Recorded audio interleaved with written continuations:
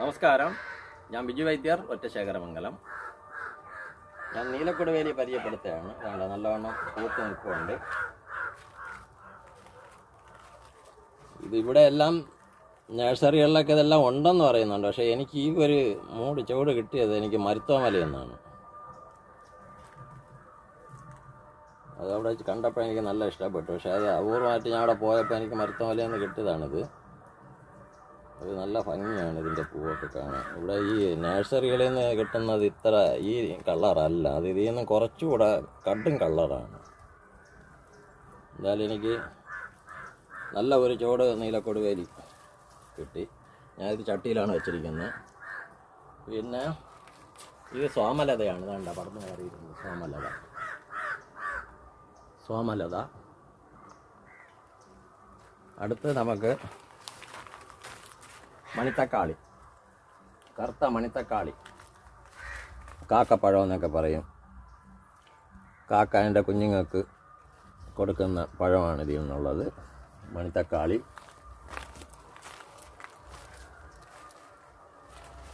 ചുവലക്കറ്റാർ വാഴ. ഇത് കട്ട് ചെയ്ത് കഴിഞ്ഞാൽ ചുവപ്പ് നീര് ഇതിൽ നിന്ന് വരും. ചുവലക്കറ്റാർ വാഴ.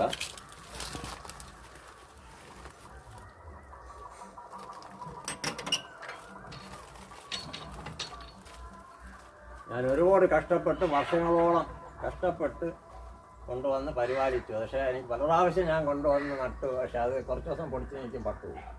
പക്ഷെ എന്തായാലും ഇപ്പോൾ ഇത് നല്ലൊരു വിജയമായിട്ടുണ്ട്. ജലസ്തംഭനിയാണിത്, ജലന്ധരണ്ടി.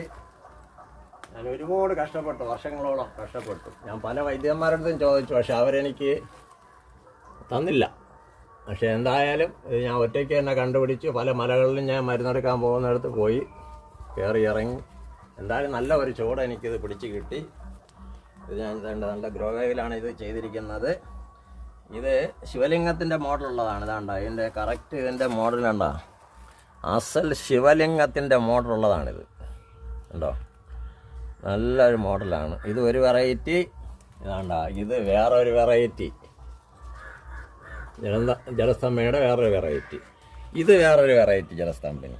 ഇങ്ങനെ 3 വെറൈറ്റിയാണ് എനിക്ക് കിട്ടിയപ്പം 3 വെറൈറ്റി കിട്ടി. അത് ഭയങ്കര സന്തോഷവാനാണ് ഞാൻ.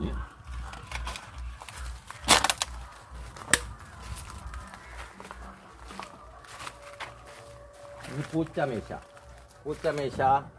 പൂനമീശ എന്നൊക്കെ പറയപ്പെടുന്ന ഒരു ഔഷധ ചെടിയാണിത്. ഇത് ഡയാലിസിസുകാർക്ക് നല്ലതാണിത്. അവർക്ക് ഉള്ളിൽ കഴിക്കാം. ഇത് വെള്ളം തിളപ്പിച്ച് കുടിക്കാം. ഞങ്ങളൊക്കെ ഇത് വെള്ളം തിളപ്പിച്ച് കുടിക്കും. ഇതേണ്ട ഇതേപോലെ വരും. പൂച്ച തുളസി എന്നൊക്കെ പറയണ്ട. തുളസിയിലെ മോഡലാണ്.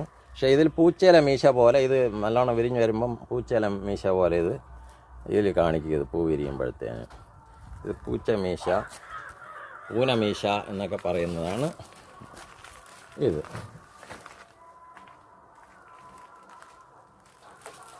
ഇതൊരു നല്ല ഒരു വെറൈറ്റി രാമച്ചമാണ്. ഇതിനെ നമുക്ക് പുതിയ തൈകൾ ഉണ്ടാക്കിയെടുക്കണം. ഇതിൻ്റെ കൊമ്പുകൾ കട്ട് ചെയ്തതാണ്. പക്ഷേ ഇതിൻ്റെ വേര് നല്ല കട്ടിയും ഇതിന് നല്ല മണം കൂടുതലാണ്. ഇതിന് തൈലവും കൂടുതലാണ്. അതാണ്ട് ഇതേപോലെ കമ്പുകൾ വരും. ഈ കമ്പുകളാണ് നമ്മൾ കട്ട് ചെയ്ത് ഒരു 3 മുട്ട് വെച്ച് കട്ട് ചെയ്ത് 2 മുട്ട് മണ്ടടിയിലാക്കി കഴിഞ്ഞാൽ 1 വർഷമൊക്കെ ആകുമ്പോൾ ഇത് പൂക്കും. നല്ലവണ്ണം പൂത്ത് കഴിഞ്ഞാൽ നമുക്ക് വേര് കളക്ട് ചെയ്യാം. ഇപ്പോൾ യൂട്യൂബുകാരൊക്കെ എന്താ പേര് പറയുന്നുണ്ട്. എനിക്ക് ഇതിൻ്റെ പേര് ഇപ്പോൾ ഓർമ്മയില്ല. പക്ഷേ ഇത് നല്ലൊരു വെറൈറ്റിയാണിത്. രാമച്ചം നാടനല്ല, ഇത് പുതിയൊരു വെറൈറ്റിയാണ്.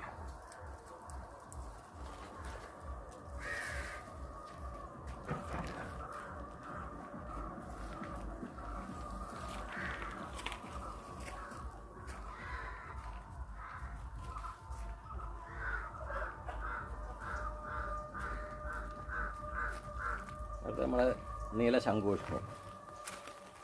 ഇത് സാധാരണ നമുക്കൊരു വീട്ടിലൊന്നും വേഗം നമുക്ക് പൊടിച്ച് കിട്ടില്ല. ഇതങ്ങനെ പൊടിച്ച് കിട്ടണമല്ല. ഇത് ഒത്തിരി കഷ്ടപ്പെട്ടാലേ ഇത് വീട്ടിനിടയിലൊക്കെ നമുക്കിത് പൊടിച്ച് കിട്ടത്തുള്ളൂ. ഇത് നല്ലവണ്ണം വൃത്തിയൊക്കെ ഉള്ളിടത്ത് മാത്രമേ ഇതും ജലസ്തംഭനിയൊക്കെ പൊടിച്ച് കിട്ടത്തുള്ളൂ. നല്ല വൃത്തി ഉണ്ടായിരിക്കണം വീട്ടിനിടയിൽ. ഇത് കറക്റ്റ് നീല ഉമ്മത്താണ്. യഥാർത്ഥമായിട്ടുള്ള നല്ലൊരു ഇതൊക്കെ ഗ്രോ ബാഗിലാക്കി കൊണ്ടതൊക്കെ ഇട്ടുണ്ട നല്ല ഒരു നീല ഉമ്മത്താണ്. അതിൻ്റെ തണ്ടെല്ലാം നല്ല നീല കളറുണ്ട്. കടും നീലയാണ്.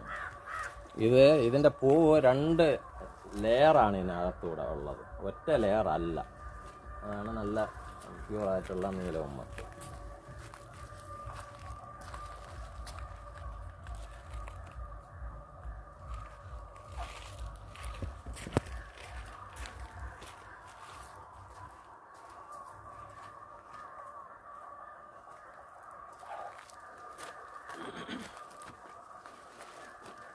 അടുത്ത മൽബറി. ഒരു വീടായി കഴിഞ്ഞാൽ ഒരു ചോട് മൽബറി ഇതേപോലെ നിറച്ച് കാച്ചി കിടക്കുന്ന ഒരു മൂട് മൽബറി നിൽക്കുന്നത് കൊച്ചു കുഞ്ഞുങ്ങൾ തൊട്ട് വലിയ ആൾക്കാർക്ക് വരെ ഇത് ഒരുപാട് ഔഷധ ഗുണമുള്ള ഒരു ചെടിയാണിത് മൽബറി.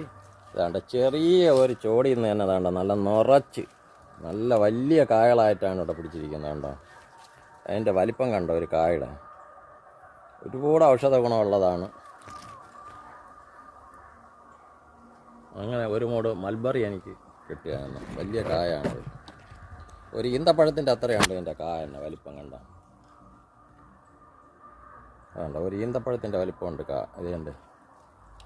ഇതിങ്ങനെ കൊലയായിട്ട് എത്തിക്ക് പിടിക്കുന്നത്.